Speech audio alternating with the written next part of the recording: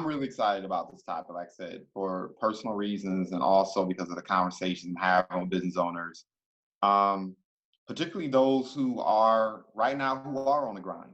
You know, what really led me to this topic was a conversation I actually had with a business owner the day I broached the subject with you. And then I had a follow-up discussion with them. And that was the fact that she was feeling down and out. She was feeling in the dumps because she was conversing with other business owners where, let's just be transparent, the pandemic didn't impact them the same way, right? She had experienced a couple losses indirectly, fortunately. But nevertheless, I mean, it still hurts the same when people lose their lives as a result of this. And because of the dramatic impact that it made in her business, I guess I can share this. She operates a dance studio. So, you know, and Yeah. she had gone through some significant trials and tribulations to get that dance studio off the ground. And so basically, this was just like another challenge to overcome after all the other challenges she had overcome. And we were having a conversation about how she's talking to some of the other entrepreneurs she knows, and they're basically running themselves into the ground with all this different admin, right? Creating content, sending emails, posting content, making phone calls. All this stuff felt very familiar to me. And historically, I can recall a time where I hired someone almost 20 years ago. Wow, it was amazing. And I remember the nirvana, how great it felt. Like the nervousness was, okay, I'm paying this person more money than people who work at Starbucks Mm-hmm. on almost a weekly basis than they earn every 3 weeks or to a month. And I need to know that there's going to be an ROI here. So it's a lot of nervousness, right? Set that money aside in the budget. But at the same time, I had reached a point where the pain was too great, where I couldn't sustain the amount of activity to keep my business going and wearing all these different hats. And I remember it took a week to train her. It took a week to let her see what my systems were. But once that was installed, oh my goodness, my productivity shot through the roof. And of course, today, and especially given the conditions on the ground right now, I got to imagine the virtual assistant industry is either booming or going through some challenges. And I know this is more your expertise than mine, right? I'm like the end consumer thinking about the virtual assistant industry, but I know you understand it a great deal more than the average Joe. So I'm curious to know what your thoughts are in terms of what's going on with the industry, what's exciting about it, what challenges are there, and of course you have a million questions about it too. Yeah. Well, I would say, I don't know if right now in the pandemic it's booming per se, but I will say that I am seeing a lot more people recognize and understand that they have to make some changes, like you were saying, of like if they're going to either rebuild, repivot, rescale, whatever. To be perfectly honest, we already know the lessons we already learned, and why would we do it again in the same way if we know that that could be more efficient moving forward? So I see a lot more people understanding the value and the need to have a virtual assistant in some sort of capacity. I see a lot of discussion online all the time of like, you got to if you can stay in your zone of genius and delegate the rest, that you will do your best work. And that's completely true. I guess what happens is we, especially when we build our businesses like this, they're our baby, they're everything, right? The nervousness that comes around with hiring something is we're entrusting someone else with our business, right? So there's fear with that, but then also it's not wanting to have to keep finding the right fit, right? Of like, how do I know what I need? How do I know who's going to be the right fit? And then some people, just to be honest, have never managed any individual before. And it's not to say that you're trying to create this giant, empire of a team or whatever, but not knowing how to properly delegate work and manage that individual so that your life is still easier because it can flip around, right? If you Mm-hmm. micromanage these people, then now you've just created more work for yourself. Yep. I am seeing more and more people dive into becoming virtual assistants, especially right now. In fact, I've seen several teachers whose school year got ended very quickly and things like that realize that they just, this was, I think this instance was for some teachers the straw that broke the camel's back, where if they're in a school system or something that is not supportive of them and what they're trying to do, they're like, I'm done, which is, unfortunate. But I see a lot of teachers become virtual assistants. I see a lot of people who know they want to work for themselves, that they want to be entrepreneurs in their own right, and if they're not sure where their expertise or talent lies, they know that they could be a great assistant. And to be honest, for many years, even though I didn't market myself as a virtual assistant, I was very much acting as that role for my clients in a marketing capacity, where that's what I was doing. Right. I was the virtual assistant for marketing, so I am also seeing more and more VAs specialize in what their own zone of assisting is, and not just being the person who manages your email inbox or sets appointments, right? Because I think Mm-hmm. traditionally an assistant was helping with travel dates and your appointment setting and whatever. And in fact, I see less and less of that because there are so many Wow. tools. There's so many tools that can digitally do those things for you. And I see more and more assistants helping with content, right? Mm-hmm. Because they're helping with the things that really eat up a lot of our time, whatever those things may be. Okay. So these are some of the things I think about, and I know many of my peers think about, right, when it comes to hiring a virtual assistant. And you're right, not only are you giving up a lot of, I guess, I wouldn't say agency, because it's not a virtual assistant, I know, is not going to come into your business, my business, or anyone else's business. They're not going to build your business for you. Right. Like, you still have to give them instruction. You still have to tell them what to do. You still have to make sure that they're following the systems or protocols you have in place, right? But it's still a little nerve wracking, right? When you're accustomed to doing everything and you've been grinding, for over, let's say, 900 days, and you've perfected things, right? And perfected your platforms. You can get things done so efficiently. You bring someone else in, and the reality matter is they may not be as effective at you as some of these things, right? Mm-hmm. But you got to wrap your mind around the fact that even with them not being as effective, they're buying your time, right? They can buy 2, 3 hours. I know what 2, 3 hours, 4 hours of my day is worth.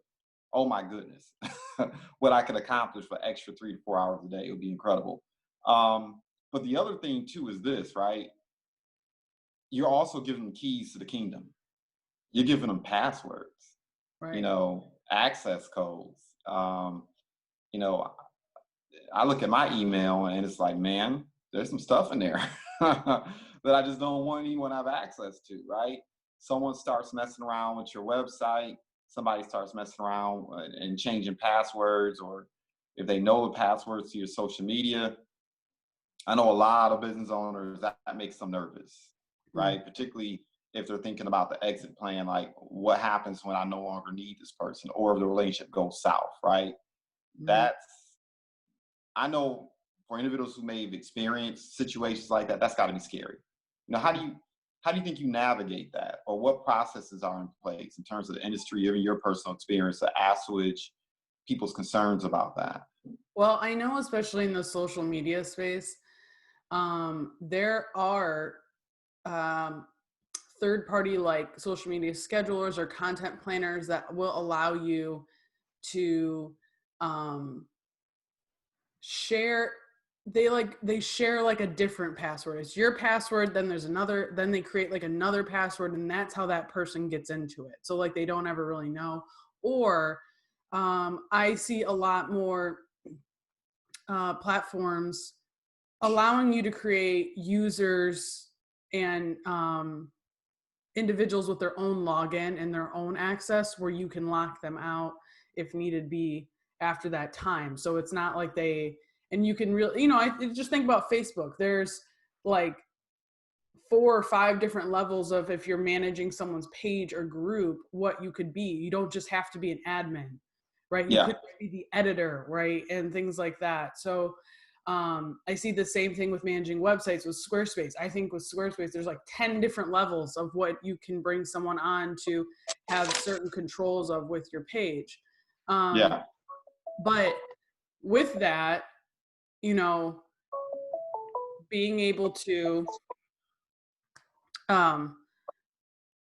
the password and whatnot, that's why you're going to have to properly know who you're hiring, right? If you have I think that some of the best VAs, it's not necessarily that they have to be seasoned in virtual assisting, right? I think a lot of people, that's still a newer area where we think our assistant has to like live next to us in a desk, kind of thing. But they might be great at that task, but just understanding people as a whole of, their trustworthiness. Do they have recommendations in that capacity? What's the longevity? You can usually see from someone's work history, recommendations, reviews, things like that in that area, that if someone's going to truthfully be able to manage those things for you and not have to worry about, oh God, they have all this access. To be honest, I think that if you're still at that phase where you're too consumed by the fear of giving someone permission, then you might not be ready for it yet, just because you might still need to be doing some more understanding around what that looks like for your businesses, right? On your capacity. I know some virtual assistants that do all of the legwork, but then because that business owner doesn't want to give over all those permissions, they give all the legwork to the business owner, and then they take it over from there. So I think that's one way you also could do it. But does that really save you time? I don't know. It does in some capacity, but. And then of course, you jump online and you start looking for virtual assistants, right? And if you're doing a lot of it independently as opposed to going through some type of agency or some type of business to do it, then there's, of course, do you hire a virtual assistant here in the United States, where you may not have to worry about language barriers, communication challenges, et cetera, even cultural norms, right? Because obviously if you're hiring someone, you have to be able to engage. And the better your communication, the more effective you're going to be, regardless of, what functions you need done in your business, versus dealing with the less expensive option, right? Which is working with somebody in the Philippines or working with someone overseas, period, where you can stretch your dollar longer, right? So I'm jumping online and I'm looking at that. I'm like, pay someone $300 to $400 to $500 a month, what you would have to pay someone $500 a week to do here in the United States. Yeah. I think that you really have to be mindful of how many times do you want to hire someone, right? You really got to think past just this immediate need of needing a virtual assistant and think, what's going to be the next level? What's going to be the next step? What am I going to need next or want next to scale? And does hiring this person make sense to do that? Right? If you're planning on needing someone by your side down the line who can travel, who can be accessible, whatever, then hiring that person in the Philippines may not, yes, that might be a cost-effective solution now, but it may not be a cost-effective solution down the line, and now you got to start this process over again. That being said, some of the best virtual assistants I know do not live in the United States, and they do some of the best work I've seen, and they have the most structure around what their processes are. They're very clear, they're efficient. I think it's an amazing opportunity that you have where you're not limited by the scope of where you are to have someone get something done. But you do need to be mindful of what your goals are and what your, what you're trying to scale into, to see if that's going to make sense, not just from a financial standpoint, but from a realistic standpoint of human beings, Right. Yeah. I mean, as I'm listening to you, I'm thinking about, are you hiring someone to perform a task or to perform a role? Mm-hmm. Right. And those are two different things. And if you're thinking long term, obviously what you want to do is you want to hire someone or bring someone on to fulfill a role, not just that task. There's a reason why that task built up. There's a reason why there's a backlog. As I'm thinking right now of a huge backlog I have in a particular issue in one of my businesses, I'm like, man, I could have hired someone to prevent that from happening, period. Mm-hmm. Right? To streamline some of the daily activities I have to make sure transpire, but I may not necessarily need to be involved in, right? Focus on your area of strength. So that's interesting. I mean, when you think about it from that standpoint. Well, the other thing is too, is also considering, as I kind of mentioned, there are virtual assistants that may not, I guess, call themselves that in that capacity, but that's what they do in their specialty area, right? I would think a social media manager is a virtual assistant for your social media, right? Yeah. There might be different terms and things they're using. If I think about one of my clients that I have, I'm managing and publishing content for his email and social media, but I partner with his graphic designer who puts all my graphic design work together. I partner with his videographer who gets me all the video. I'm not having to create the content. They do it for me. We're like a team of virtual assistants, essentially, that are able to execute it out, but none of us have that title, Right. So it's also understanding that when you're looking for a virtual assistant, being very clear of what tasks are you wanting to get done, and there might be someone better suited for that who doesn't give them that title of VA. Right. And then, of course, the question, at least, you already know where my mind goes. I start thinking technically, right? Mm-hmm. So you onboard this person. So obviously you have them sign a non-circumvent. You have them sign a confidentiality agreement. Obviously, there's some type of contract that you have in place. And I would think ideally, and like I said before, I know this is like your area of expertise above and beyond mine, but I would like to think ideally you need to have some type of MOU, right? Some type of written documentation, memorandum of understanding, like this is what the project is or the role is, this is what my expectations are. And ideally, I guess they would send that MOU to you as well, so you can come to an agreement and sign off and, have some type of grounding, if you will, like, I don't know, a lay of the land in terms of this is how we're going to communicate, this is how we're going to operate, these are the times in which we're going to communicate, these are the tasks I need done and I expect done, these are, this is like the standard that I want to set here. And then it's up to that person to accept it, right? Yeah. Yeah, absolutely. I think that, you got to kind of approach this as if you were hiring on a web designer for a new big web project. If you're hiring on, right. It's the same, you need the same precautions and things in place, and established VAs, established virtual assistants who this is what they do, and maybe they do it in a wider capacity. Most of them have even their own system set up this way of like, here's what I'm willing to do for you, and, right. It's more common now. I see that like VAs have their own websites, their own purchasing, like you pay their invoice through their PayPal thing, that kind of thing. It's a lot like that's their business. So they've set it up in that same respect. So yeah, absolutely.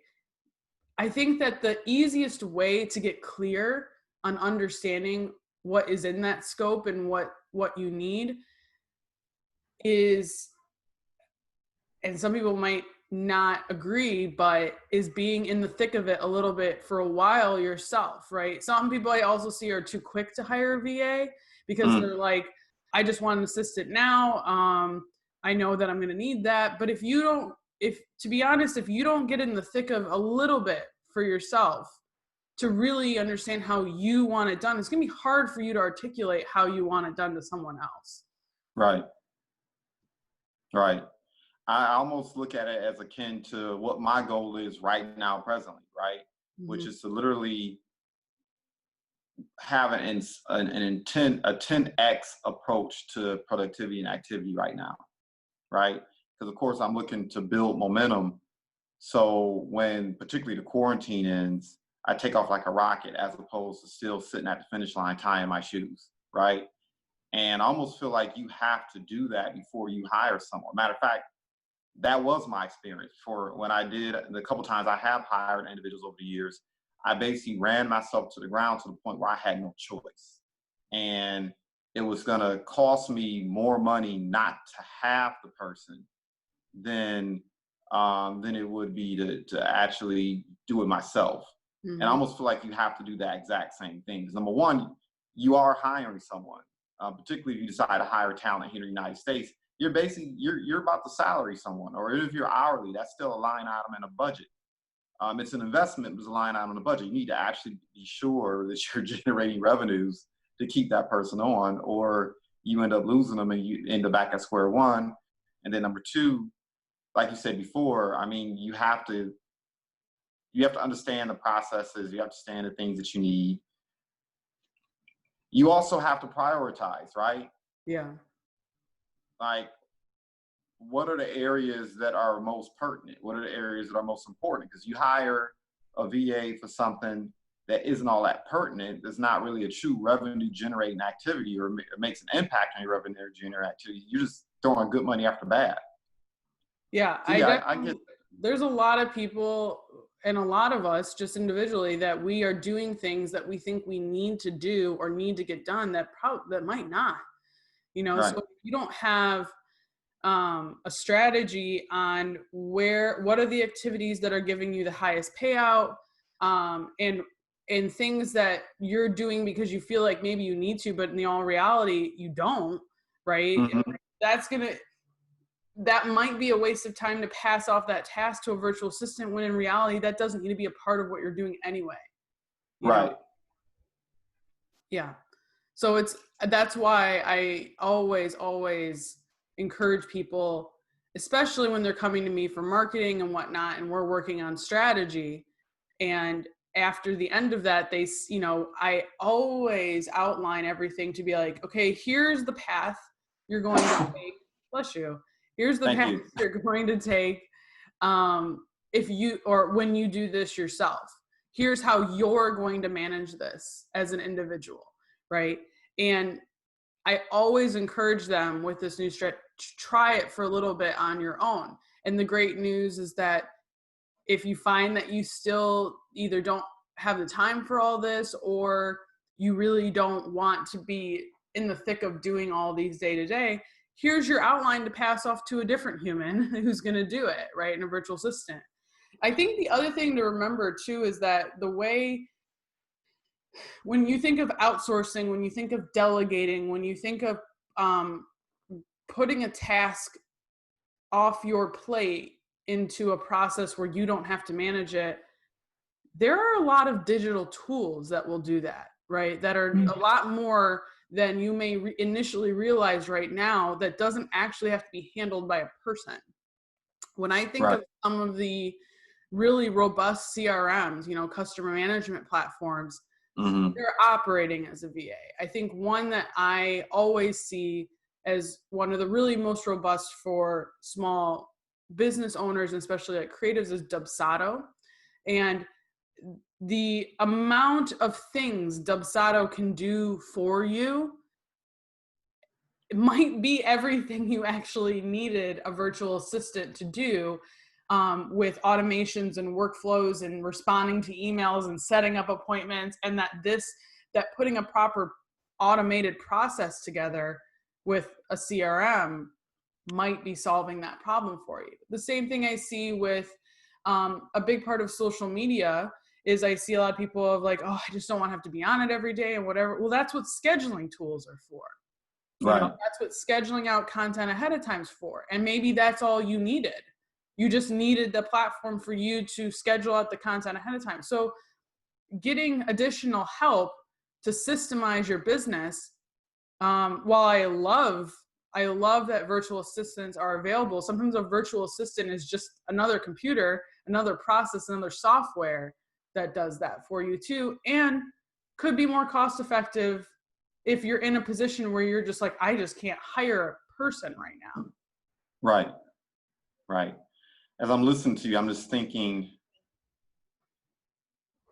there's a fine line oftentimes. Well, actually, not that fine. Really, it can be between working in and on your business, right?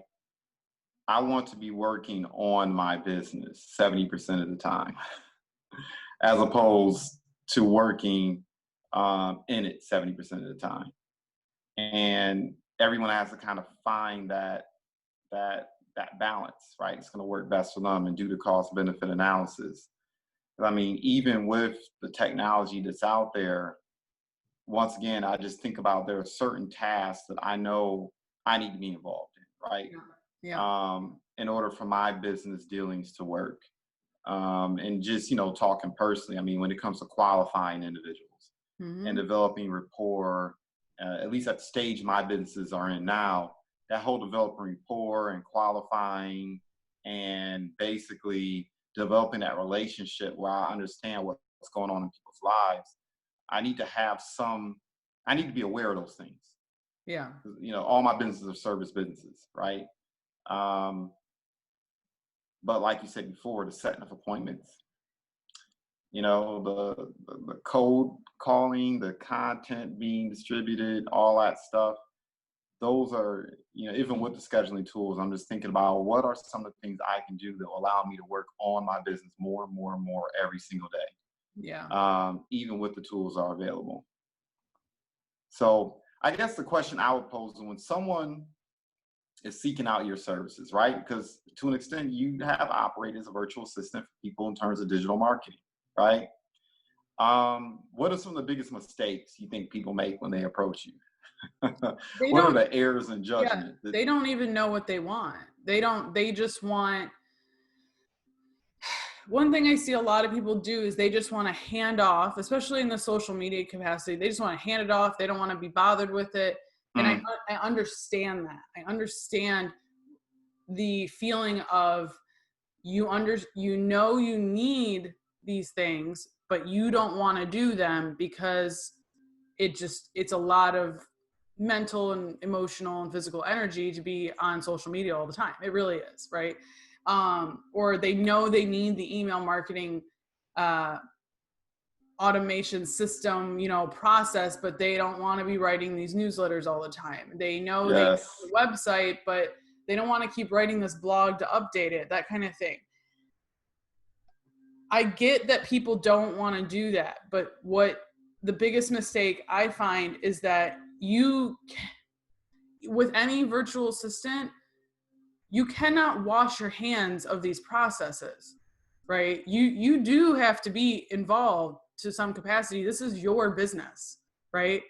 No assistant, I don't care how amazing they are, is going to be the expert of your specific business, right? And if you decide to just pass off this task, let that individual take the reins, you entrust them with every decision that they make, which is great to some capacity. I love clients that allow me to run with it, but I don't enjoy clients that also want me to think of all of the ideas that they are the experts of, right? Yeah. I know what's best to get your content out there and distribute it in a way where it's going to really resonate with people and get the biggest bang for your buck, right? But I'm not the real estate expert. I'm not the photographer. I'm not the wedding planner.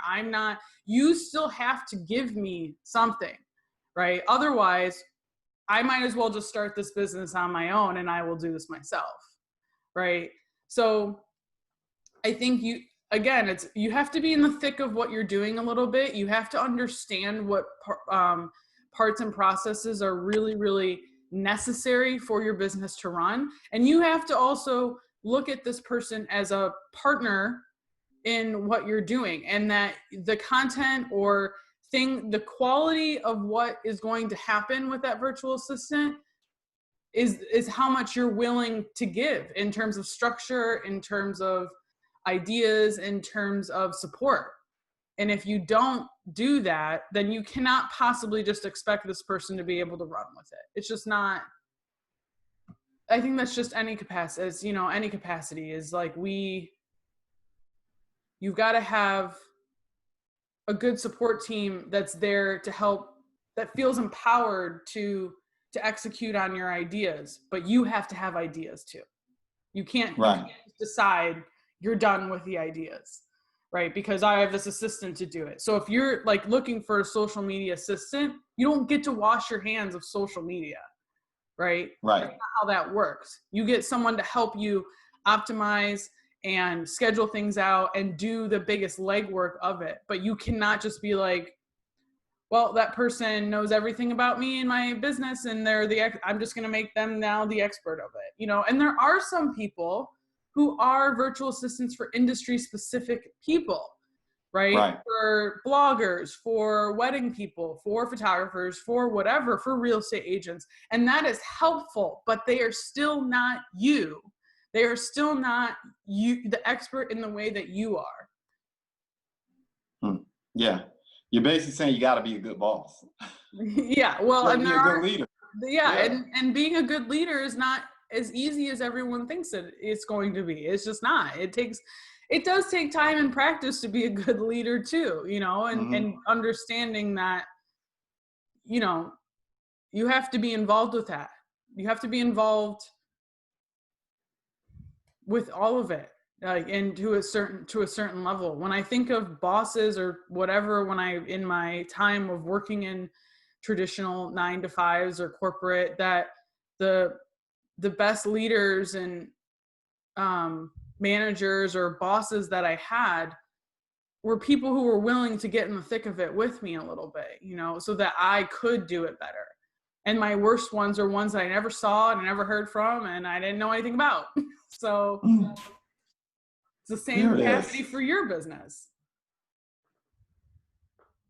So you mentioned something that caught my attention at the beginning and in the middle, right? With all these technological advances, right?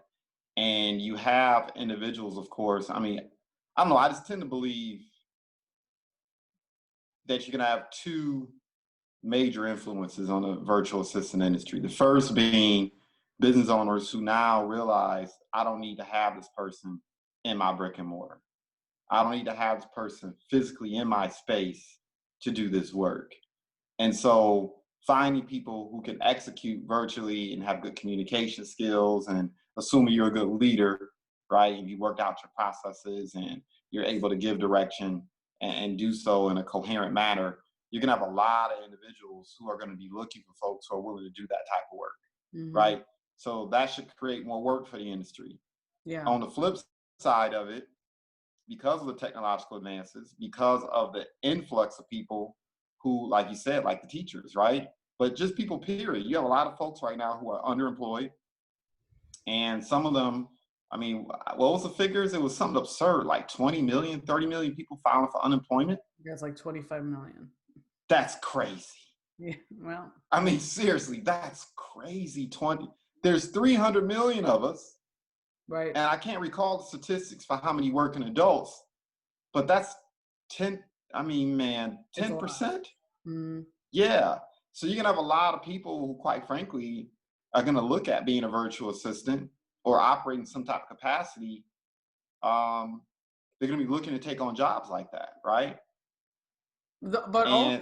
I also think that even for individuals who aren't out of work right now and are working from home, when coming the time to go back to their office, right, or working in that space, there are a lot of people who need that structure of going to an office, going to work sort of thing. But there's a lot of people who are realizing right now they do not, and they don't want it. They don't want the commute. They don't want to they're more productive, either at home, or they enjoy the balance better.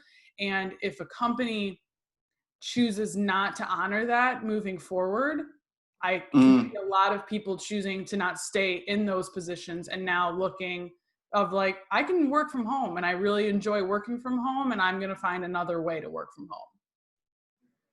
I like it. Mm-hmm. I like it. So yeah, there's people out of work who are looking for work. There's also people who have work who are realizing, oh, this is actually possible for me to work from home and I don't have to do that thing that I didn't enjoy.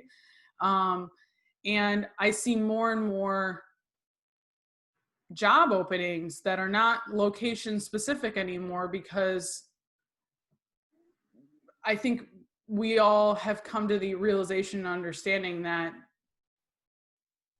depending on how your business operates, that you just need someone to be effective and efficient. You don't necessarily need this person right next to you. That's not Right.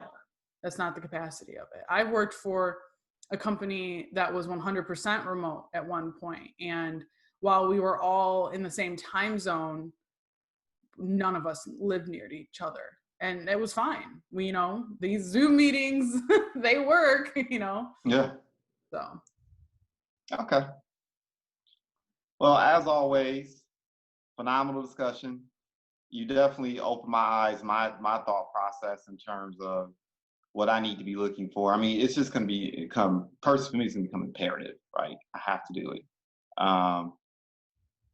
There's only so many dials you can make in a day, so many emails, so many posts before you realize, look, I'm doing too much of this gritty work. It's becoming time suck. And for me, once again, it's just how much. Almost the way I look at it is, if I were to look at what my compensation is, and I would break it down by the hour, how much is 4 hours work to me? Yeah. How much lost revenue?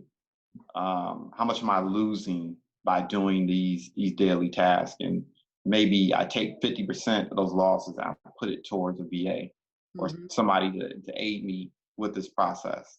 And listening to you also gives me a better idea of how to be you got to be a good boss. Yeah, you do. That's what I'm taking from this. You have to be a good boss.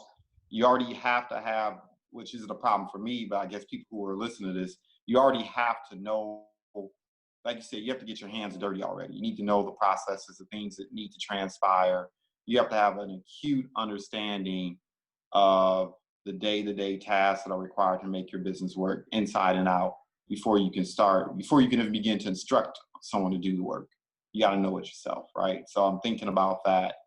And of course, the trust factor, and knowing that taking on a virtual assistant, I guess today, as opposed to maybe 10 years ago, you're right.